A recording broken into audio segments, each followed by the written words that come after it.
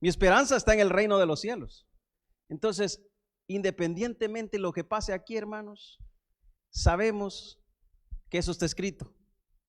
Y le voy a decir algo. Usted escucha quejas por todos lados. Esto solamente es el principio de dolores. Prepárese, porque lo bueno está por venir. Prepárese, porque lo fuerte está por venir. Hermanos, vamos a abrir la palabra de Dios en el libro de Juan. Estamos en el capítulo 2. El Evangelio de Juan, capítulo 2. Vamos a leer desde los versículos 13 hasta el 22. De los versículos 13 hasta el 22. Y hay un tema que es prácticamente el que yo quiero seguir, que está ahí antes del párrafo o antes de la lectura que vamos a leer. A ver, ¿lo pueden repetir? ¿Lo pueden leer conmigo el párrafo? ¿Cómo dice? Jesús. ¿Lo tenemos todos? Dice, Jesús purifica el templo. Hermanos, muchas veces Jesús va a llegar con el azote a nuestras vidas para purificarnos. Va a arrancar cosas que nos duele, pero su propósito es purificar el templo. Él quiere encontrarnos, dice la palabra de Dios, sin manchas y sin arrugas. Entonces, para encontrarnos sin manchas y sin arrugas, ¿qué cree usted que va a hacer? Pasarnos esa plancha caliente, ¿verdad? Para que borre todas las arrugas que hay en nuestras vidas. Hermanos, y si comenzamos a enumerarlas, no terminamos esta noche. Por eso es necesario. Así es que vaya conmigo a la lectura del versículo 13 en adelante. Lo tenemos todo, ¿verdad? Si usted no lo quiere leer, pues yo le invito a que me siga con su vista en el pasaje. Estaba cerca la Pascua de los judíos y subió Jesús a Jerusalén y halló ahí en el templo a los que vendían bueyes, ovejas y palomas y a los cambistas ahí sentados. Y haciendo un azote de cuerdas, echó fuera del templo a todos, a las ovejas y a los bueyes, y esparció las monedas de los cambistas, y volcó las mesas, y dijo a los que vendían palomas, ¿cómo dijo? Quitad de aquí esto, y no hagáis de la casa de mi padre casa de mercado. Entonces se acordaron sus discípulos que está escrito, el celo de tu casa me consume. Y los judíos respondieron y le dijeron, ¿qué señal nos muestras? Ya que haces esto, respondió Jesús y les dijo, destruid este templo y en 3 días lo levantaré. Dijeron luego los judíos, en 46 años fue edificado este templo, ¿y tú en 3 días lo levantarás? Mas él hablaba del templo de su cuerpo. Por tanto, cuando resucitó de entre los muertos, sus discípulos se acordaron de que había dicho esto y creyeron la escritura y la palabra de Jesús que había dicho. Oramos al Señor. Padre, en este momento, Dios mío, te pido que sea usted llegando a los corazones de esta congregación, que sea usted llegando, enseñando, instruyendo, corrigiendo las vidas de todos nosotros. Tu palabra es como una espada de doble filo que penetra hasta lo más profundo, hasta partir el alma, discierne los pensamientos. Tu palabra es esa espada que cortará todo lo que no sirve de nuestras vidas. En el nombre de Cristo Jesús hemos orado. Amén y amén. Muy bien, hermanos. El domingo estuvimos escuchando una muy buena prédica de nuestro hermano. Bueno, yo prediqué, ¿no? Bueno, el domingo escuchamos una muy buena prédica de nuestro hermano Noel, ¿verdad? Y fue de mucha bendición empezar lo que es el capítulo 2, cuando hablábamos del tercer día, ¿verdad? El tercer día del ministerio de Jesús. Y encontrábamos el primer milagro, cosas que prácticamente no dijimos el domingo, el primer milagro que prácticamente discretamente hizo Jesús. ¿Sabe por qué? Porque específicamente el ministerio público de Jesús iba a empezar en el pasaje que estamos leyendo hoy. Aquí comienza el ministerio público de Jesús, o legalmente el ministerio de Jesús, dicho antes por los profetas. Así es que, continuando con el relato de Juan, cuando veíamos que Jesús hizo un milagro en las bodas de Caná de Galilea y después baja a Capernaum en Juan 2:12, luego después Jesús sube a Jerusalén como cualquier otro judío, porque si usted ha venido leyendo los pasajes conmigo, ¿qué era lo que estaba pronto en esta semana? Venía ya la celebración de la Pascua. Esta celebración, los judíos que estaban esparcidos por todas partes, ¿qué hacían? Venían para celebrar. Entonces Jesús, como un buen ciudadano, como un buen judío, también subió a Jerusalén para asistir a esa celebración llamada la Pascua, que cuando hicimos un medio estudio en la Santa Cena, o llamada la Pascua, estábamos hablando de este tema en específico. Ahí iba a comenzar legalmente su ministerio público y lo iba a hacer precisamente en la casa de su padre. Hermanos, esta parte a usted no le suena familiar, que Jesús empezaría su ministerio en la casa de su padre. Bueno, quiero recordarle algo. Cuando Jesús tenía solamente 12 años, ¿qué pasó con Jesús? ¿Se acuerda que habían venido también a Jerusalén a las fiestas y de repente, yo creo que María y José andaban medio despistados, ¿verdad? Así como muchos de nosotros que dicen que el pastor había predicado el domingo pasado. Bueno, pero este estaba peor. Se le olvidó su hijo usted y se fueron.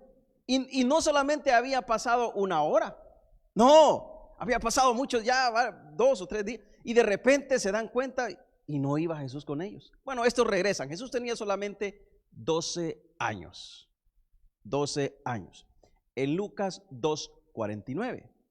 Entonces, cuando estos llegaron y encontraron a Jesús, ¿sabe dónde estaba Jesús? En el templo. Pero la pregunta es, ¿con quiénes estaba Jesús? Con los maestros de la ley, los escribas y los fariseos. Hermanos, un niño de 12 años que hoy solamente quieren estar en la tablet, que hoy solamente quieren estar en sus teléfonos, ¿sabe qué estaba haciendo? Contestando preguntas del pueblo junto con los escribas y los fariseos. ¿Y sabe qué era lo más, o qué es lo más asombroso? Que dice la palabra que estos maestros de la ley, estos intérpretes de la ley, se quedaban asustados por cómo Jesús respondía, por la sabiduría que tenía para responder. Bueno, váyase a Lucas capítulo 2 versículo 49. Entonces él les dijo: ¿por qué me buscáis? Escúcheme bien. ¿Qué haría usted como padre si su hijo de 12 años, usted está preocupado? Usted anda que, hermano, usted ya no haya que hacer, llamó a la policía, hizo todo, hizo el reporte y de repente lo encontró y usted alegre pero a la vez enojado con ese niño, y el niño le dice: ¿y ustedes por qué me están buscando? ¿Cuál sería nuestra reacción como padres? Bueno, desde el momento Jesús muestra a qué fue lo que vino aquí en la tierra. A los 12 años Jesús les está respondiendo a sus padres: ¿por qué me buscáis? Miren lo que dice el versículo en la siguiente parte. ¿No sabéis que en los negocios de mi Padre me es necesario estar? ¿Dónde? En el templo. ¿No sabéis que en los negocios de mi Padre me es necesario estar? En su casa, o sea, en la casa de Dios. Era el comienzo de su ministerio. Recordamos que lo que contestó a su madre en las bodas de Caná de Galilea. ¿Cuántos recuerdan esto el domingo pasado? Que les dijo: ¿qué tienes conmigo, mujer? Otra respuesta que inclusive los padres no esperaban, porque no era normal de un niño normal o de un hijo normal que le respondiera así a su mamá o a su papá. O sea, dijimos que esa respuesta era una respuesta que quería decir que la persona que estaba respondiendo no estaba a gusto con lo que le estaban pidiendo, no estaba contento con lo que le estaban pidiendo, y dice: ¿y qué tienes conmigo, mujer? Mi hora aún no ha llegado. Él le contestó que todavía no había venido su hora, Juan 2:4. Y por esa razón fue que su milagro fue discreto aquí en esta. Fíjense que si no fuera porque se mencionara de las bodas, usted y yo no supiéramos de este milagro. Su milagro es discreto porque prácticamente es un milagro que está fuera del principio de su ministerio, legalmente. Porque su ministerio iba a empezar desde el párrafo que comenzamos a leer hoy en la entrada del templo. Ahí prácticamente se iba a inaugurar el ministerio de Jesús. Ahí comenzaba Jesús, en su casa, o sea, en la casa de Dios. Era el comienzo de su ministerio. Jesús tenía bien claro que su ministerio debía empezar como había sido profetizado por los antepasados profetas allá en el último o en Malaquías capítulo 3 versículo 1, donde dice: he aquí, yo envío mi mensajero, Juan, ¿verdad? Yo envío mi mensajero, específicamente refiriéndose a Juan, y dice, el cual prepare el camino delante de mí. ¿Qué vino a hacer Juan, mis amables hermanos? A preparar el camino de nuestro Señor. O sea, Juan el Bautista. Y dice después: y vendrá súbitamente a su templo el Señor a quien vosotros buscáis, y el ángel del pacto a quien deseáis. Vosotros, he aquí viene, ha dicho Jehová de los ejércitos. ¿No le parece familiar este versículo de Malaquías 3:1 a todo lo que hemos venido leyendo del Evangelio de Juan? ¿Cuál fue la reacción de Juan el Bautista cuando vio que Jesús venía? ¿Qué fue lo que dijo? He ahí el Cordero de Dios. Juan sabe qué era lo que estaba haciendo, confirmando específicamente este versículo o esta profecía, o la profecía, mejor dicho, se estaba cumpliendo en ese preciso momento cuando Juan dijo: he aquí el Cordero de Dios, en Malaquías 3:1.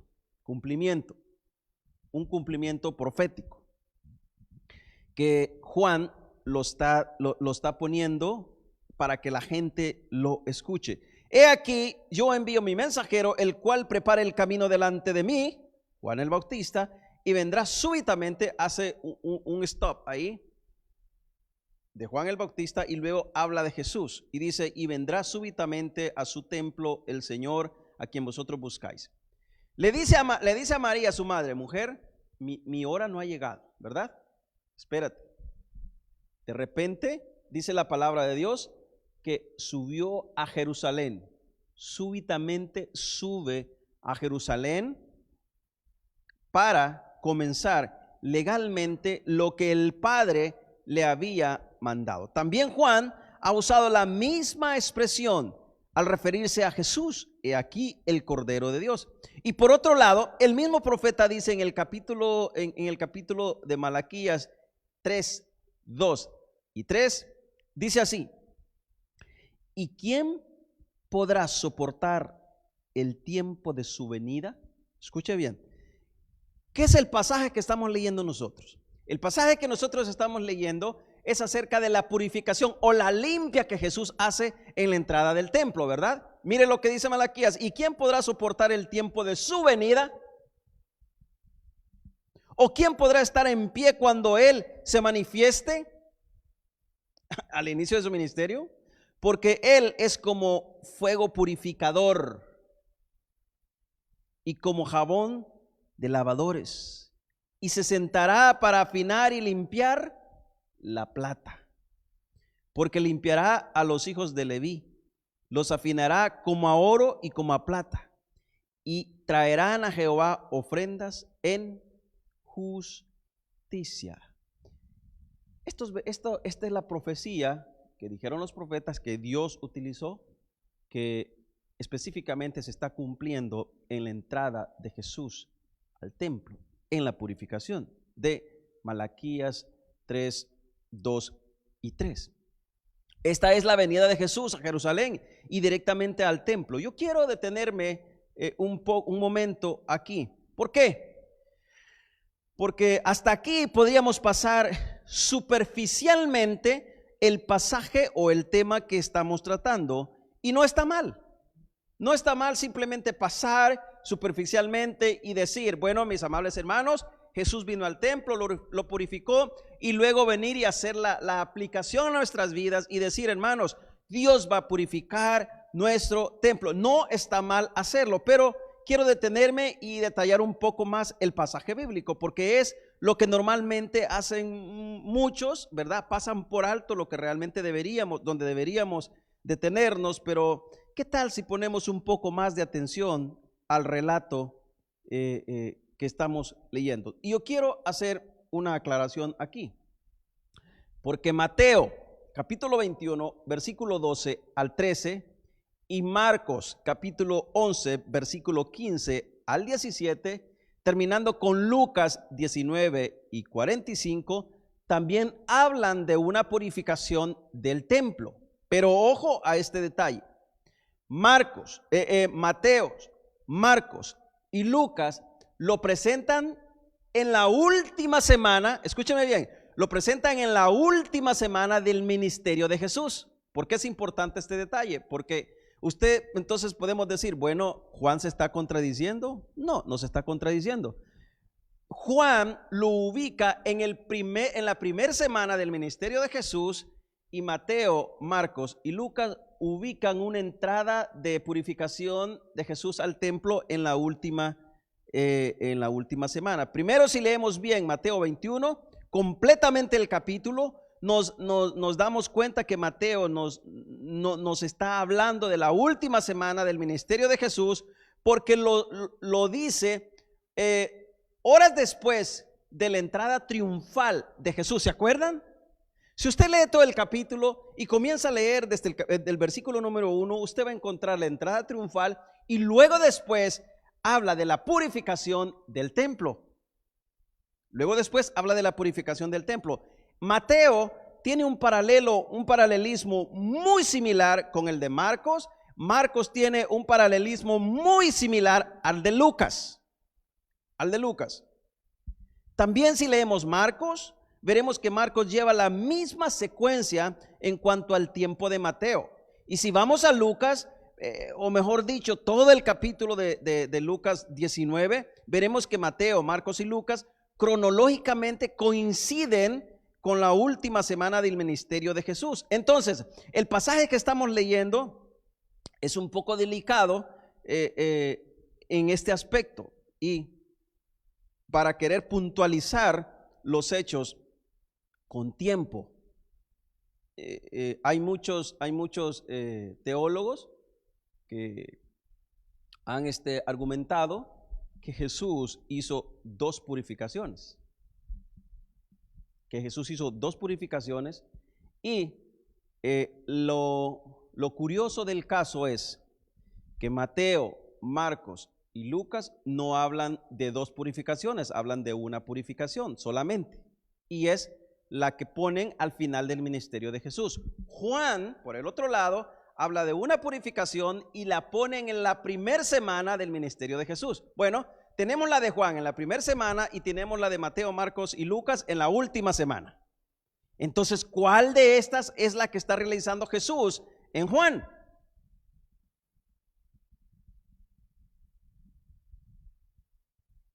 El pasaje tenemos que detenernos y mirarlo un poco mejor. Es de admirar el enfoque principal de Juan al enfocarse en la purificación del templo, porque Juan no va poniendo los hechos cronológicamente. Juan lo que hace es juntar toda una información de Jesús, todos los hechos de Jesús, porque su motivo principal no es presentar lo que hizo Jesús, sino quién es Jesús. ¿Quién es Jesús? Jesús es el Cordero de Dios que quita el pecado del mundo. Hubieron dos purificaciones para indicar dos situaciones diferentes.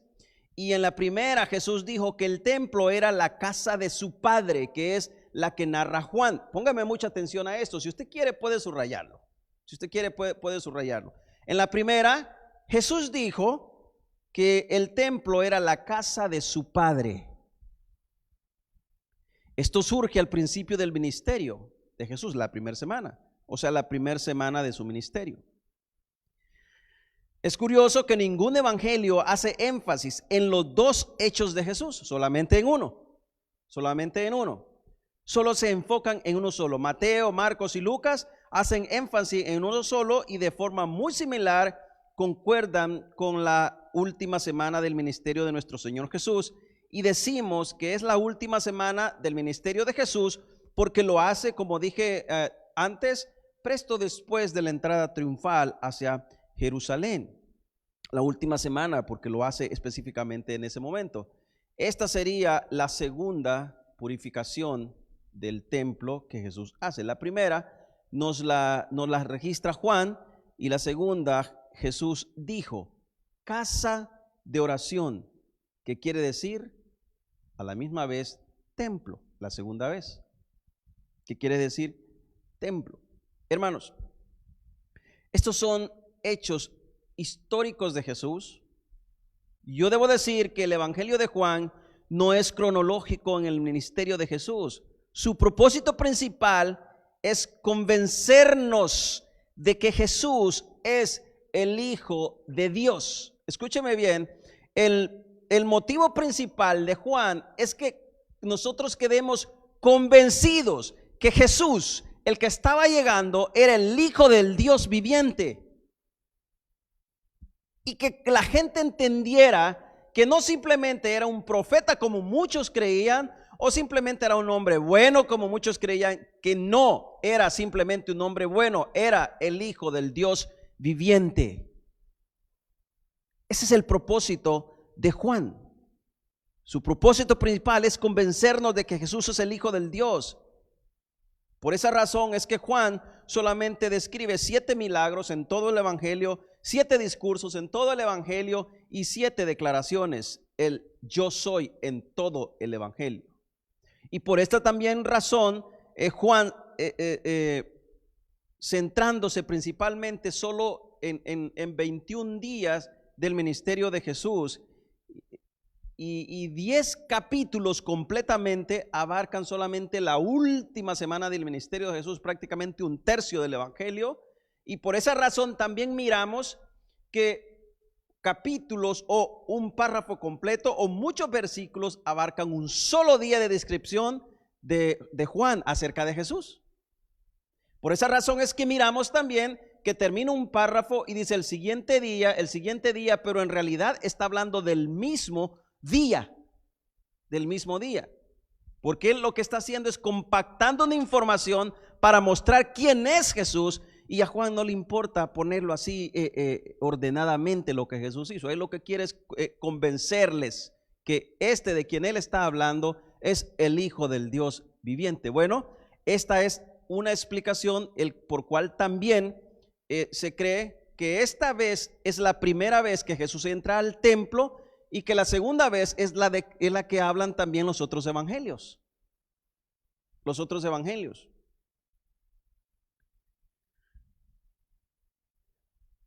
Prácticamente lo que Jesús hace, lo que Juan hace es junta todo y expone la deidad de Jesús para que nosotros podamos creer en Él. Ahora, yo quiero que veamos mejor esto.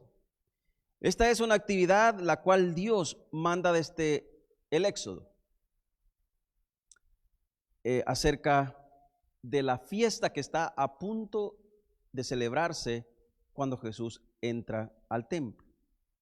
Éxodo, en el libro de Éxodo habla y da las indicaciones de cómo debía hacerse lo que estaba a punto de llegar. ¿Dónde se hacía esto? ¿Dónde se celebraba? Bueno, prácticamente en el templo. Y lo que estaba sucediendo en el templo era algo horrible, era algo que daba miedo, era algo que estaba fuera de la voluntad de Dios o fuera de la aceptación de Cristo Jesús. Por esa razón es que Cristo Jesús, al entrar, él va consciente que va a prepararse porque viene una fiesta en el cual todos tienen que celebrar la Pascua y dar gracias porque el Dios Todopoderoso los había sacado de Egipto, ¿se acuerdan? Entonces dice, vamos a llegar al templo, vamos para dar gracias porque el pueblo ha salido de la esclavitud. Pero no, cuando Jesús entra al templo se da con la sorpresa que los escribas y los fariseos y los principales y todo lo que estaban ahí habían convertido ese lugar, esa casa de oración, como después Jesús lo dice, en cueva de ladrón. O sea, lo habían convertido en un negocio. No estaba preparado para lo que venía. No estaba preparado para lo que venía. Y Jesús entra y se da con esta sorpresa. Y yo quiero detenerme un poco aquí. Y quiero dejar prácticamente la explicación y hacer una aplicación en nuestras vidas. Hermanos, normalmente la gente hoy en día quiere escuchar que se predique de Cristo Jesús como el Cordero, pero muy pocos quieren escuchar que se predique de Cristo Jesús como el león de la tribu de Judá que estaba exhibiéndose cuando estaba entrando al templo. ¿Usted sabía eso? Todos quieren escuchar del amor de Jesús como Cordero, pero muy pocos quieren escuchar de Cristo Jesús como león de Judá, también purificador. Muy pocos. Y nos incomoda. Nos incomoda porque eso toca mi ego. Eso me le pone limón a mi llaga, a mi pecado, y no me gusta. ¿Cómo es eso que Cristo Jesús va a entrar a mi vida y va a quitarme todo lo que yo amo porque me estorba para adorar su nombre y lo va a hacer a un lado y me va a purificar? Bueno, es lo que Jesús está haciendo con muchas de nuestras vidas hoy en día, purificándonos, porque es necesario que nuestras vidas sean probadas como el oro fino. ¿Sabe qué es lo que hace el minero, mis amables hermanos, cuando saca ese oro en bruto? Lo pasa por fuego, lo pasa por un proceso extremadamente fuerte, y la Biblia nos compara específicamente con eso. Nos compara específicamente. Por eso es que, hermanos, nosotros no creemos en aquellos que dicen, vengan a Cristo, que aquí todos los problemas se le van a solucionar.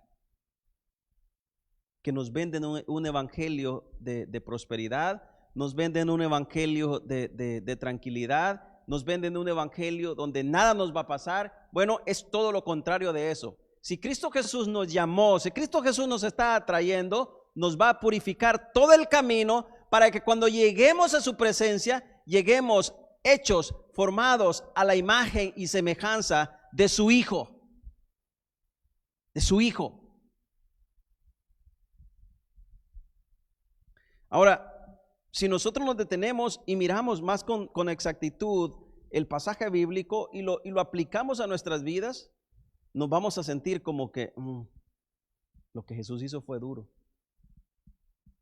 Lo que Jesús hizo fue duro porque literalmente uno de los que están describiendo este pasaje dice que entró con un azote, ¿verdad?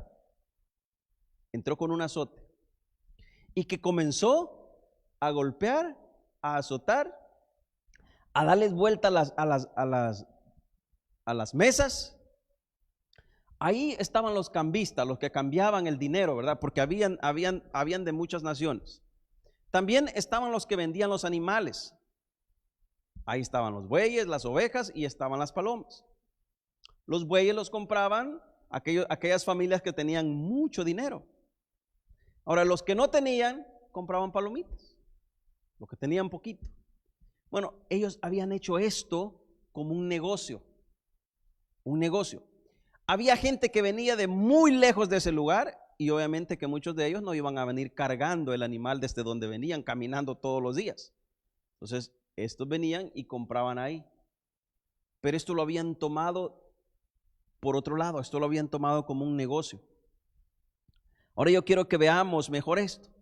Esta es una actividad la cual Dios manda desde el Éxodo para que recordaran cuán bueno había sido Dios con su pueblo.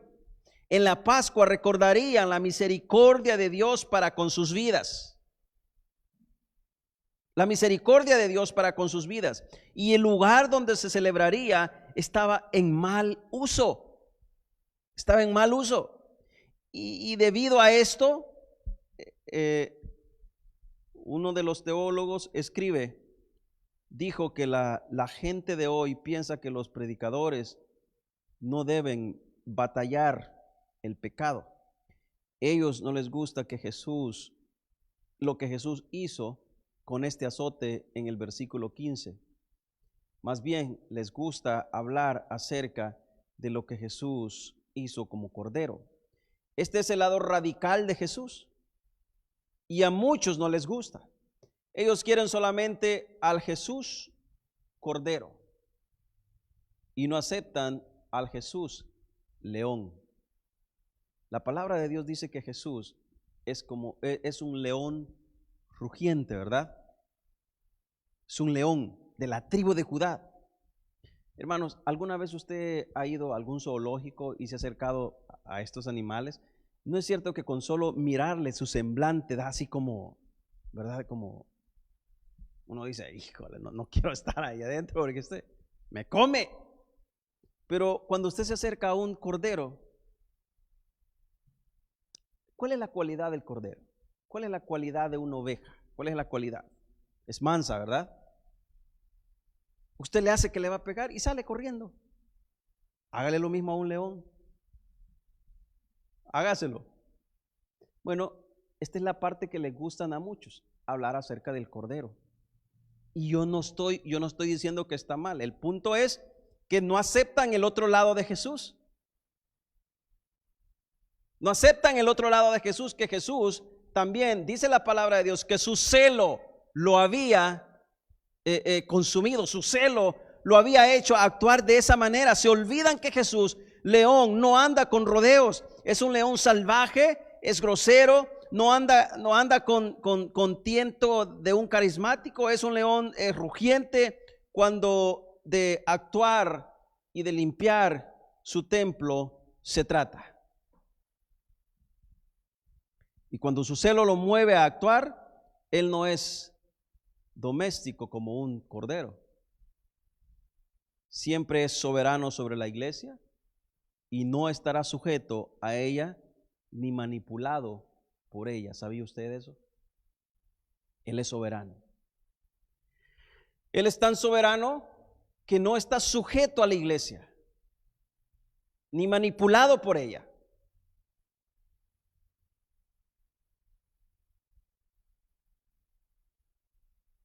No está manipulado por ella.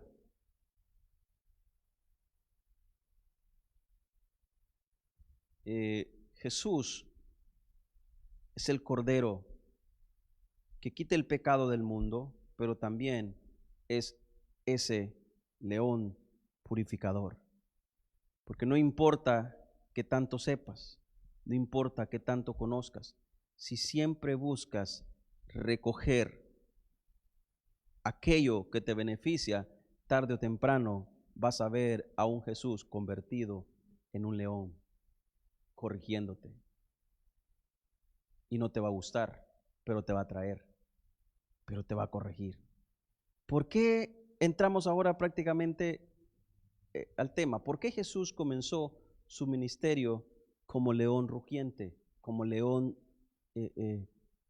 purificador? ¿Por qué purificó el templo antes que todo? Bueno, lo que está haciendo es revelar a sus discípulos que sería prácticamente rechazado como Mesías. Sería rechazado como Mesías. Y los discípulos recordaron el libro de Salmos o el pasaje de Salmos 69:7, donde dice: porque me consumió el celo de tu casa. Me consumió el celo de tu casa. Y lo de nuestros, de los que se, y lo de nuestro de los que te vituperaban, cayeron sobre mí. Otro pasaje profético que también se cumple aquí específicamente. ¿Por qué dice este pasaje así? Y a la vez entran unas preguntas que nos podemos hacer. ¿Quiénes fueron los que persiguieron a Jesús? ¿Quiénes fueron los que no aceptaron a Jesús como el Mesías prometido? Aquellos que estaban metidos allá en el templo, aquellos intérpretes, aquellos que le habían conocido desde que cuando tenía 12 años. Inclusive estos que estaban asombrados eran prácticamente los que rechazaron a Jesús. Fueron todos estos los que estaban en el templo, los principales culpables del desastre que aquí se estaba viendo. Estos eran. Y este pasaje bíblico requiere por lo menos o por lo mínimo 3 prédicas. Y esta sería la primera parte de este pasaje. El próximo domingo, si Dios quiere, se va a estudiar lo siguiente.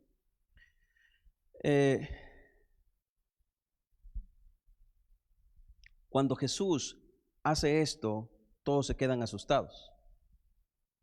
Ningún intérprete lo había hecho, ningún maestro lo había hecho, ninguno de los que trabajaban en el templo lo habían hecho.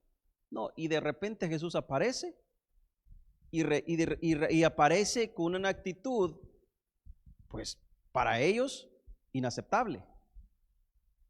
Inaceptable. Hermanos, yo quiero traer esto a nuestras vidas. No te asombres si un día entra Jesús a tu vida y comienza a volcar esas mesas. No te asombres si Jesús un día entra al templo y comienza a limpiar con el azote todo lo que a él le parece nefasto, todo lo que a él le parece inaceptable, todo lo que a él le parece que no debe estar ahí. No te asustes, porque es necesario que su templo siempre esté limpio para su entrada, limpio para su habitación. La palabra del Señor dice que nuestro cuerpo es el templo y morada del Espíritu, o sea, de Dios, del Espíritu Santo. Y si nuestro cuerpo es templo y morada, por esa razón el apóstol decía: te ruego que presentéis vuestros cuerpos, ¿cómo decía? Limpio, que presentéis vuestros cuerpos en sacrificio vivo, agradable, aceptable. ¿A quién? Eso no estaba pasando en ese momento porque no era aceptable a los ojos de Jesús. Pero mi pregunta es: ¿nuestro cuerpo como templo en verdad está siendo aceptable ante los ojos de Cristo Jesús? ¿O es necesario que Cristo Jesús también vuelva a entrar con el azote y volcar nuestras mesas? Porque quizás hemos convertido nuestro cuerpo, hemos convertido ese templo también en cueva de ladrones. No te asombres si Él entra. El doctor Magui dijo: la iglesia es esa nación santa que Jesús siempre debe santificar, que Jesús siempre debe limpiar, que Jesús siempre debe purificar. Purificar. Uno de los predicadores bautistas dijo: no es de extrañar que nuestros jóvenes huyan de predicadores suaves, delicados, con sus test de mujer y canciones suaves del dulce niño Jesús. No es lo que debemos enseñar hoy en día. Lo que debemos enseñar es un Dios airado contra el pecado, un Dios que el que no se arrepiente lo mandará al infierno, un Dios que también al que perdona, ama, también y este se equivoca, también va a castigar y también va a corregir.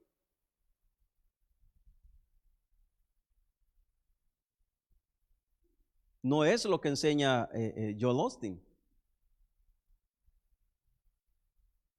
Predica de Jesús como solamente amor, todo el tiempo, porque esto implica que no aceptaríamos las correcciones también de Jesús. Solamente aceptaríamos su amor, que no importando cuánto te hayas equivocado, Él te va a amar o Él te va a recibir. Bueno, Él te ama eternamente, pero si te ama eternamente, también te va a corregir cuando te equivoques y cuando yo me equivoque. Porque el padre que ama a su hijo, ¿qué pasa? ¿Lo deja libremente? No, lo castiga, lo corrige. Lo corrige. Y para ir terminando,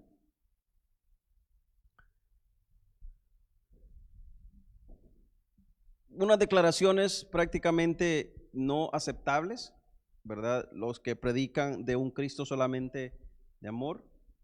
Al principio dije que Jesús es el león de la tribu de Judá, que se aira con sus desobedientes. Y sigue diciendo este predicador: prediquen, oren y canten hasta que los hipócritas huyan por sus vidas. Entra al templo, canta, ora, alaba al Señor, hasta que los hipócritas huyan por sus vidas.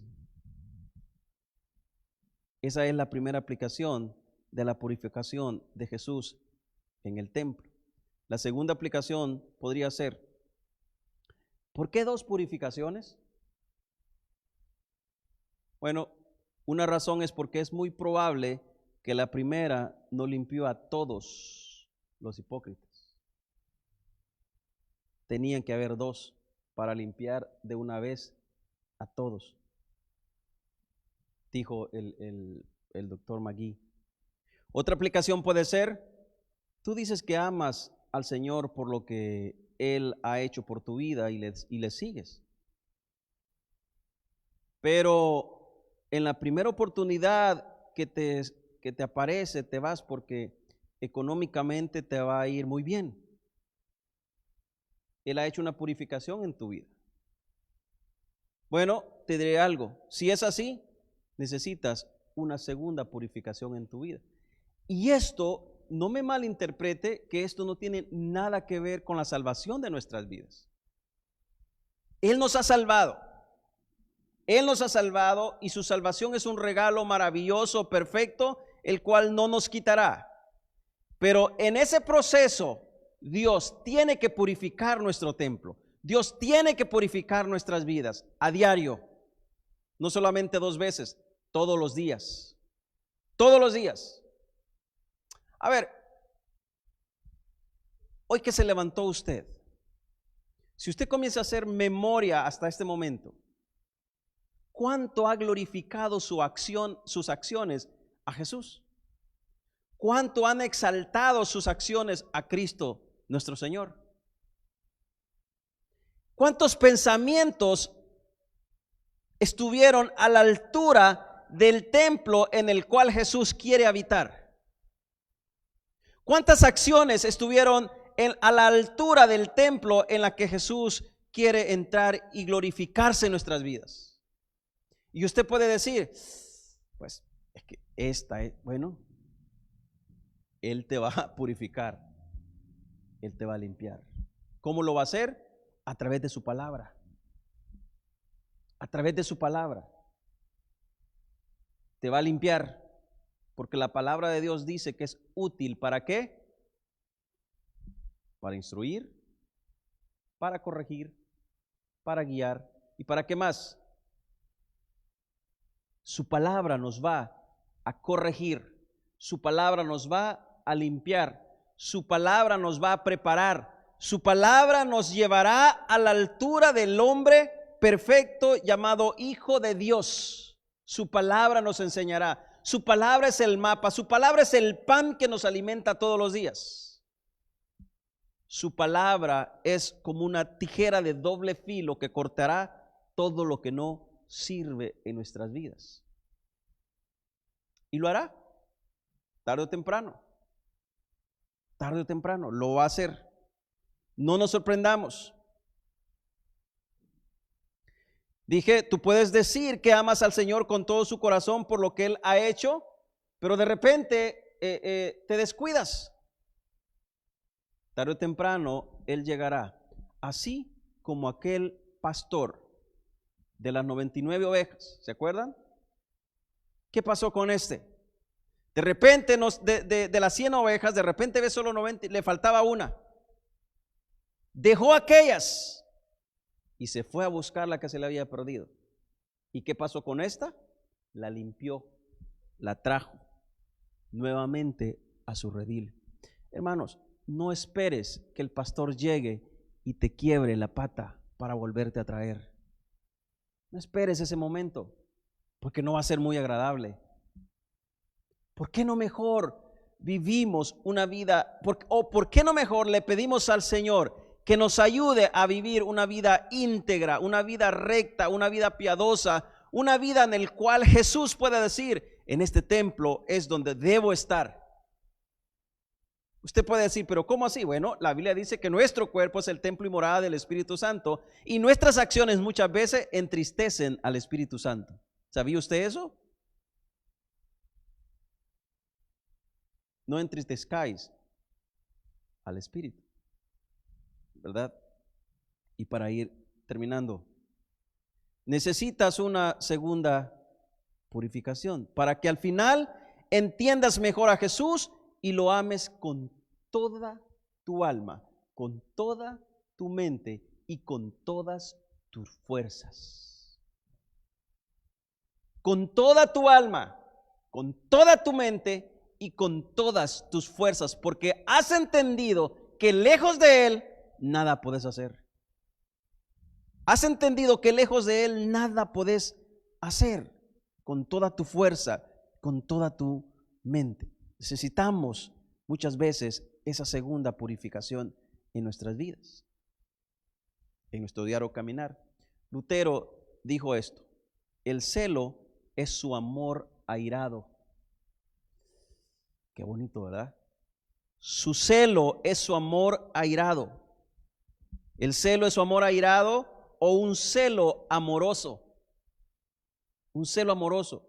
Su ira no surge del odio, surge del amor.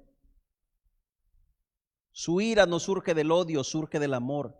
El celo de Cristo reveló su relación con Dios, que es perfectamente santo y apartado del mal y del pecado. Y era necesario que comenzara Cristo Jesús de esta forma en su ministerio. Ahora recordamos, en aquel día Jesús purificó un templo hecho por manos de hombres. Hoy Dios purificará un templo no hecho por manos de hombres, sino más bien hecho con sus mismas manos. Usted y yo fuimos creados por Dios, por su voluntad, por sus manos. ¿Se acuerdan aquel día cuando dijo Dios, hagamos al hombre? Usted y yo fuimos creados a su imagen y a su semejanza con sus propias manos. Y eso que Dios creó con sus propias manos, hoy lo utiliza como su templo. Pero si lo utiliza como su templo, también lo preparará para que sea su templo. Y si lo va a preparar para que sea su templo, aunque nos duela, aunque no nos guste, somos su pertenencia y Él va a hacer con nosotros lo que a Él mejor le place. Aunque nos duela, si eso nos va a costar la vida, pero Él nos lleva para su reino, hermanos, gloria a Dios. Gloria al Señor. Hoy Dios purificará su templo, no hecho por manos de hombres, sino hecho por sus propias manos. Y con mucha más razón quitará todo lo que no funciona en este templo. Su cuerpo es el templo de Dios, hermanos. Su cuerpo es el templo de Dios. Mi cuerpo es el templo de Dios. Cuídelo, guárdelo. No de engordarse, no de engordarse, no, sino de no pecar en contra de aquel que mora en nosotros. Sino de no pecar en contra de aquel que mora en nosotros. Porque si pecamos en contra de aquel que mora en nosotros, hermanos, aténgase a las consecuencias porque le van a llegar. Alguien decía, bueno, nosotros podemos pecar y nos arrepentimos, pero dice, espere la factura porque le va a llegar. Bueno, espere ese recibo porque le va a llegar tarde o temprano, aunque Dios nos haya perdonado. Las consecuencias nos llegan. Pero, hermanos, la Biblia está llena de muchos consejos. Y si nosotros nos vamos a los proverbios, hay tantos proverbios que nos dicen cómo evitar lágrimas. Entonces, ¿por qué esperar llegar hasta ese momento? Si tenemos la Biblia llena de consejos sabios que nos dicen cómo evitar lágrimas. Váyase a Proverbios, edifíquese. Tu cuerpo es el templo de Dios, mi cuerpo es el templo de Dios. Cuídelo de no pecar en contra de su voluntad, en contra de Dios, porque de ser así, Él llegará con su látigo y te castigará como padre castiga a su hijo para enderezarlo nuevamente. Para enderezarlo nuevamente. Y podemos decir, hermano, lo que Jesús hizo aquí fue duro. Lo que Jesús hizo aquí fue una acción llena de amor, porque Él quería habitar entre ellos. Quería estar entre ellos. Y con sus acciones no se lo estaban permitiendo. De igual forma, Cristo Jesús, que ahora mora en nosotros, quiere estar con nosotros, quiere habitar en nosotros, habita en nosotros, y de igual forma, tarde o temprano, nos llevará para estar con Él. Tarde o temprano nos llevará para estar con Él. ¿Cuántos esperan ese día? Yo espero ese día. Todos esperamos ese día. Igual que los discípulos. Entonces, hermanos, cuidemos el cuerpo de Dios, cuidemos el templo de Dios, para que con nuestras acciones no entristezcamos al Espíritu que mora en nosotros. Es muy probable que el siguiente domingo sigamos con la segunda parte, o sea, el pastor pueda seguir con la segunda parte de este pasaje, porque simplemente dimos algunos detalles. Es un pasaje muy, muy rico, ¿verdad? En el cual, pues, Dios mediante, si Él nos presta vida, vamos a seguir estudiándolo. Así es que, mis amables hermanos, inclinen su rostro, vamos a orar al Señor. Muchas gracias, Cristo Jesús, por este día que nos permitiste venir, Dios mío, exaltar tu nombre, glorificar tu nombre. Sabemos, Dios mío, que nada somos sin ti. Perdónenos. Oramos por aquellos, Señor, que no pudieron venir, que allí donde nos están escuchando, Señor, tu nombre sea glorificado. Que tu palabra llegue a sus corazones. Que tu palabra, Dios mío, enderece nuestro camino. Que seas tú, Dios, hablándonos a través de ella. Perdónanos porque quizás muchas veces nuestro templo te provoca ira, te provoca celo. Queremos tener ese templo listo para que vengas por nosotros. Y como iglesia te podemos decir: ven Jesús, ven Jesús, que tu iglesia te espera. Podemos decirte: ven Jesús, porque tu iglesia te espera aquí. Pónganse de pie, iglesia, y le cantamos al Señor.